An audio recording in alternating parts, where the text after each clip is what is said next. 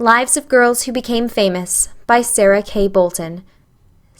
A dozen of us sat about the dinner table at the Hotel Bellevue, Boston. One was the gifted wife of a gifted clergyman, one had written 2 or 3 novels, one was a journalist, one was on the eve of a long journey abroad, and one, whom we were all glad to honor, was the brilliant author of Little Women. She had a womanly face, bright gray eyes that looked full of merriment, and would not see the hard side of life, and an air of common sense that made all defer to her judgment.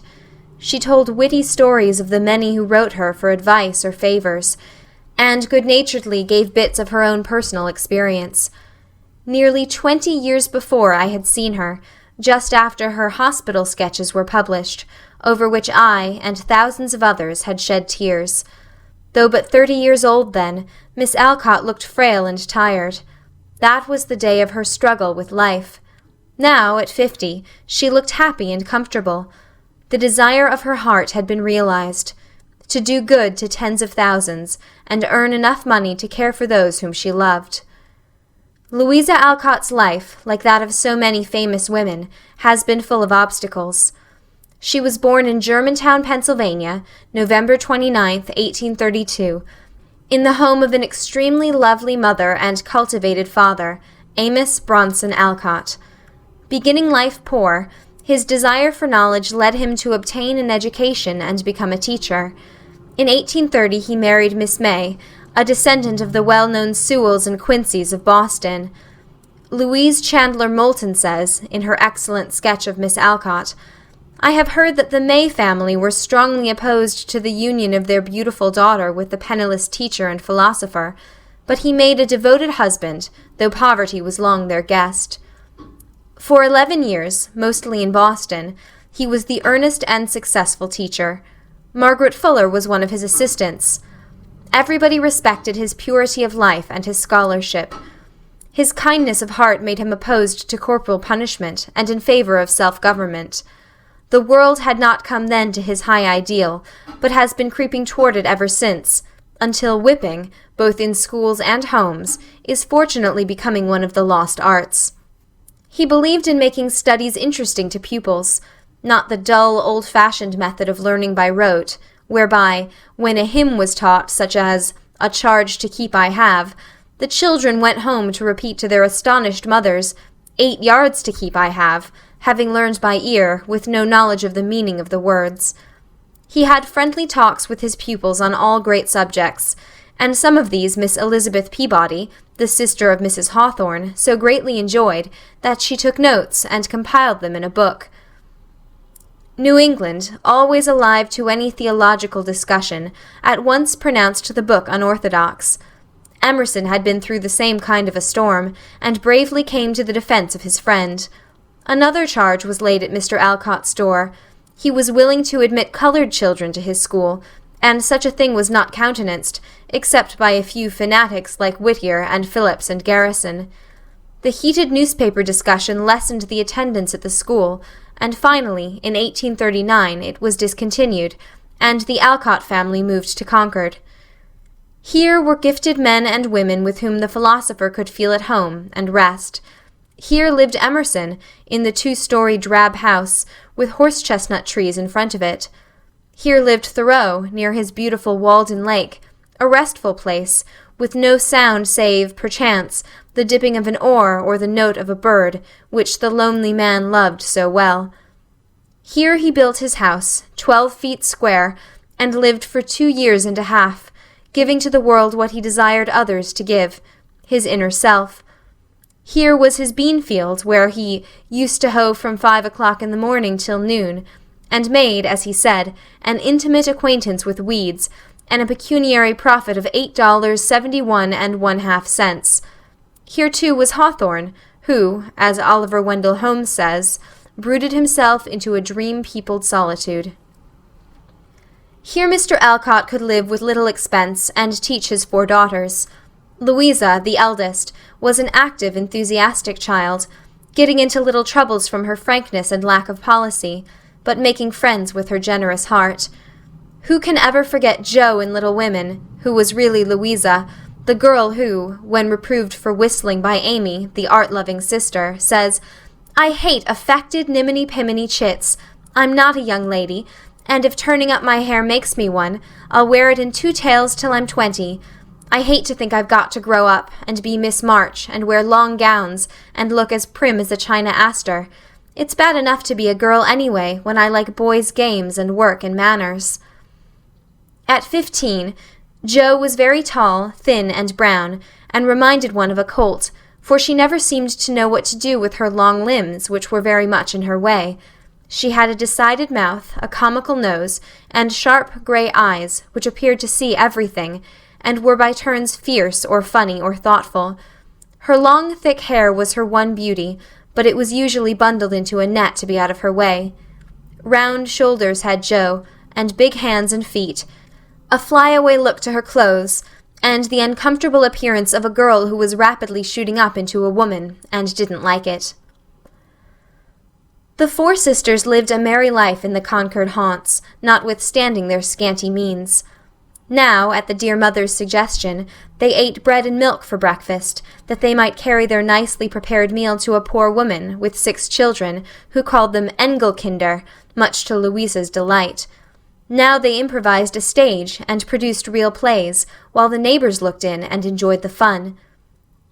Louisa was especially fond of reading Shakespeare, Goethe, Emerson, Margaret Fuller, Miss Edgeworth, and George Sand. As early as 8 years of age she wrote a poem of 8 lines, To a Robin, which her mother carefully preserved, telling her that, if she kept on in this hopeful way, she might be a second Shakespeare in time.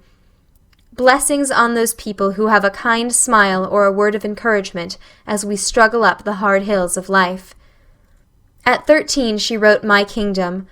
When, years afterward, Mrs. Ava Munson Smith wrote to her, asking for some poems for Woman in Sacred Song, Miss Alcott sent her this one, saying, "It is the only hymn I ever wrote. It was composed at 13, and as I still find the same difficulty in governing my kingdom, it still expresses my soul's desire, and I have nothing better to offer. A little kingdom I possess, where thoughts and feelings dwell, and very hard the task I find of governing it well. For passion tempts and troubles me, a wayward will misleads, and selfishness its shadow casts on all my words and deeds. How can I learn to rule myself, to be the child I should, honest and brave, and never tire of trying to be good? How can I keep a sunny soul to shine along life's way? How can I tune my little heart to sweetly sing all day? Dear Father, help me with the love that casteth out my fear.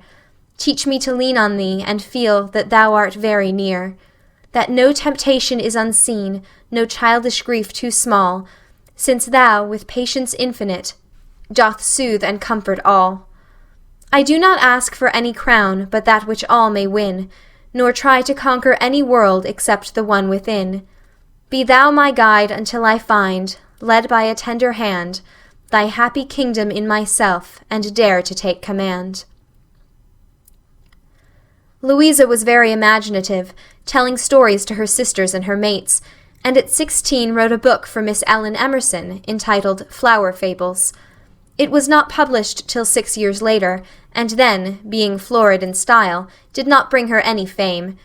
She was now anxious to earn her support. She was not the person to sit down idly and wait for marriage, or for some rich relation to care for her, but she determined to make a place in the world for herself. She says in Little Women, Jo's ambition was to do something very splendid. What it was she had no idea as yet, but left it for time to tell her. And at 16 the time had come to make the attempt. She began to teach school with 20 pupils. Instead of the theological talks which her father gave his scholars, she told them stories, which she says made the one pleasant hour in her school day. Now the long years of work had begun, 15 of them, which should give the girl such rich yet sometimes bitter experiences that she could write the most fascinating books from her own history. Into her volume called Work, published when she had become famous, she put many of her own early sorrows into those of Christie. Much of this time was spent in Boston. Sometimes she cared for an invalid child, sometimes she was a governess, sometimes she did sewing, adding to her slender means by writing late at night. Occasionally she went to the house of Reverend Theodore Parker, where she met Emerson, Sumner, Garrison, and Julia Ward Howe.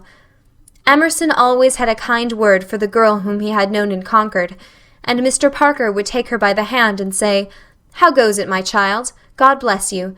Keep your heart up, Louisa." And then she would go home to her lonely room, brave and encouraged. At 19, one of her early stories was published in Gleason's Pictorial, and for this she received $5. How welcome was this brain money! Some months later she sent a story to the Boston Saturday Gazette, entitled The Rival Prima Donnas, and, to her great delight, received $10, and what was almost better still, a request from the editor for another story. Miss Alcott made The Rival Prima Donnas into a drama, and it was accepted by a theatre, and would have been put upon the stage but for some disagreement among the actors. However, the young teacher received for her work a pass to the theatre for 40 nights. She even meditated going upon the stage, but the manager quite opportunely broke his leg, and the contract was annulled. What would the boys and girls of America have lost had their favorite turned actress? A second story was, of course, written for the Saturday Evening Gazette. And now Louisa was catching a glimpse of fame. She says, "One of the memorial moments of my life is that in which, as I trudged to school on a wintry day, my eye fell upon a large yellow poster with these delicious words, 'Bertha, a new tale by the author of The Rival Prima Donnas will appear in the Saturday Evening Gazette.' I was late. It was bitter cold. People jostled me. I was mortally afraid I should be recognized.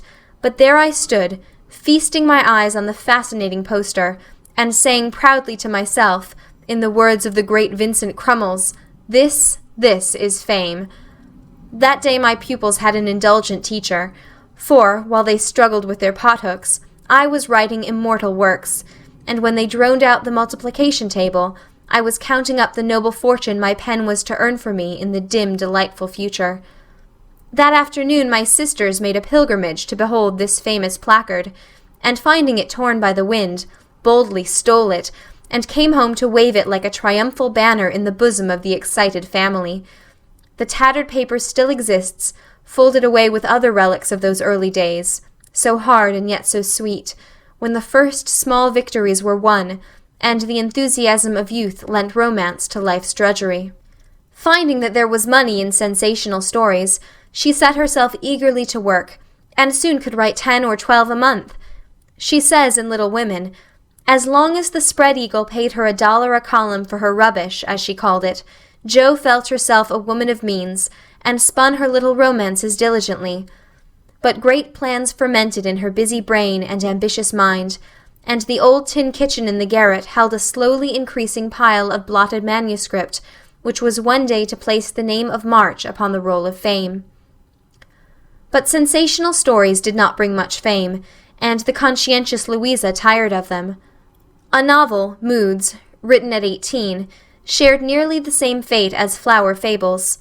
Some critics praised, some condemned, but the great world was indifferent. After this, she offered a story to Mr. James T. Fields, at that time editor of the Atlantic Monthly, but it was declined, with the kindly advice that she stick to her teaching. But Louisa Alcott had a strong will and a brave heart, and would not be overcome by obstacles. The Civil War had begun, and the school-teacher's heart was deeply moved. She was now 30, having had such experience as makes us very tender toward suffering. The perfume of nature does not usually come forth without bruising. She determined to go to Washington and offer herself as a nurse at the hospital for soldiers.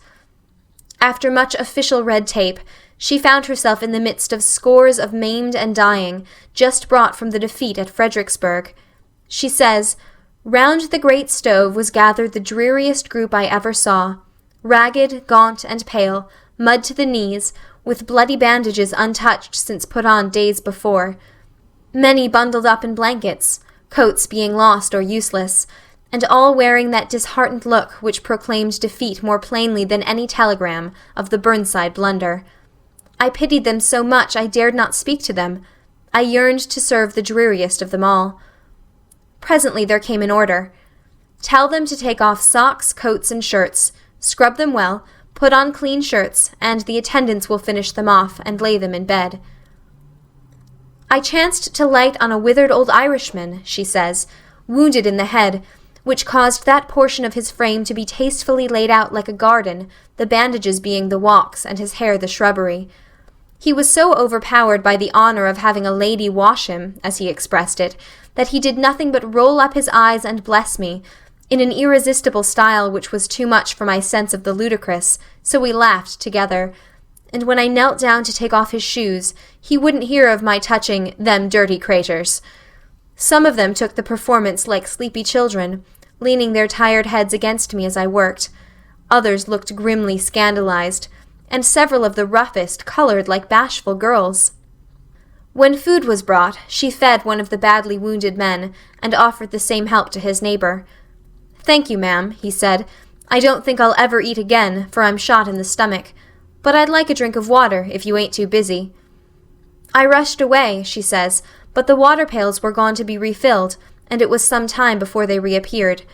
I did not forget my patient meanwhile, and with the first mugful hurried back to him. He seemed asleep, but something in the tired white face caused me to listen at his lips for a breath. None came. I touched his forehead. It was cold, and then I knew that, while he waited, a better nurse than I had given him a cooler draught, and healed him with a touch.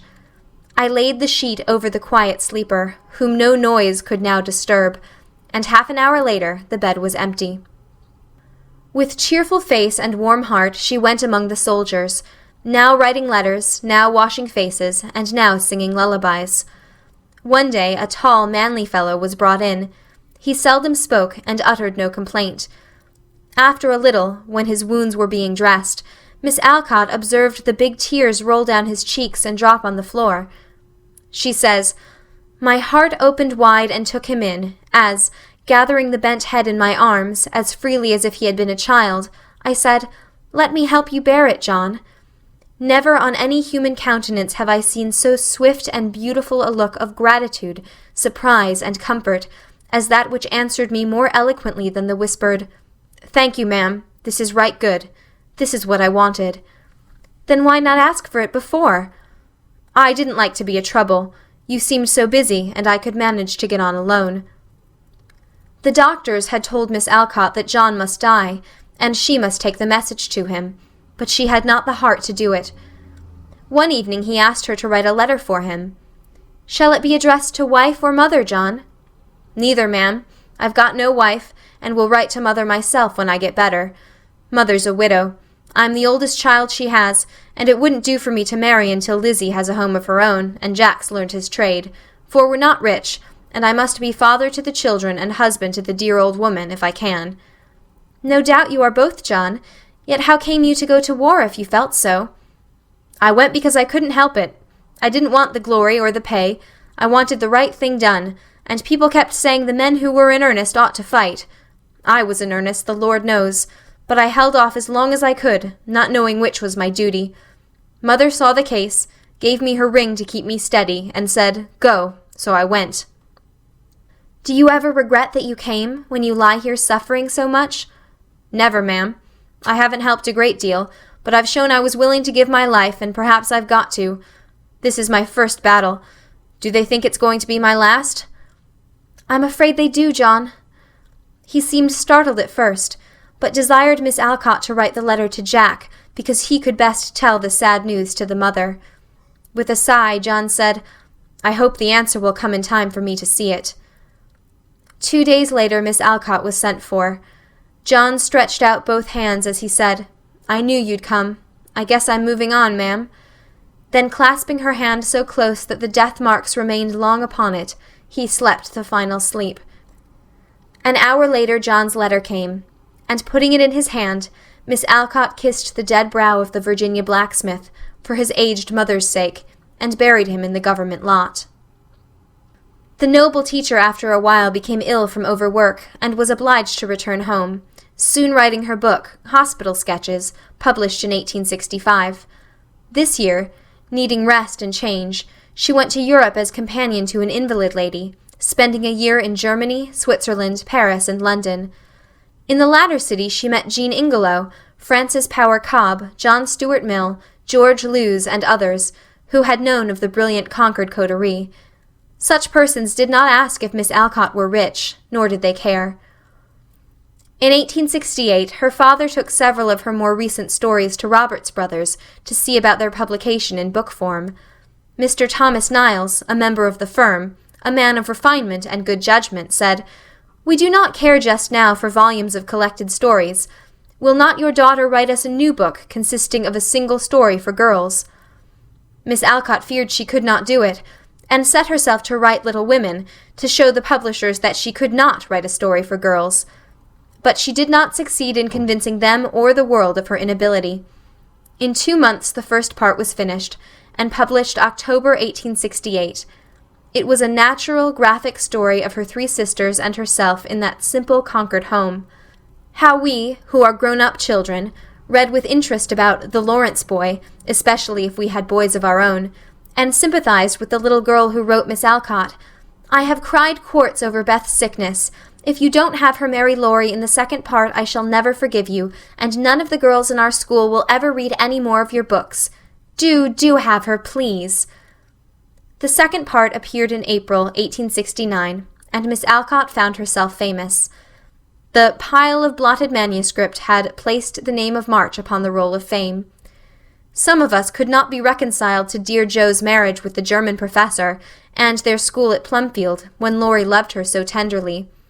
We cried over Beth, and felt how strangely like most young housekeepers was Meg, how the tired teacher and tender-hearted nurse for the soldiers must have rejoiced at her success. This year, she wrote her publishers, after toiling so many years along the uphill road, always a hard one to women writers, it is peculiarly grateful to me to find the way growing easier at last, with pleasant little surprises blossoming on either side, and the rough places made smooth. When Little Men was announced, 50,000 copies were ordered in advance of its publication.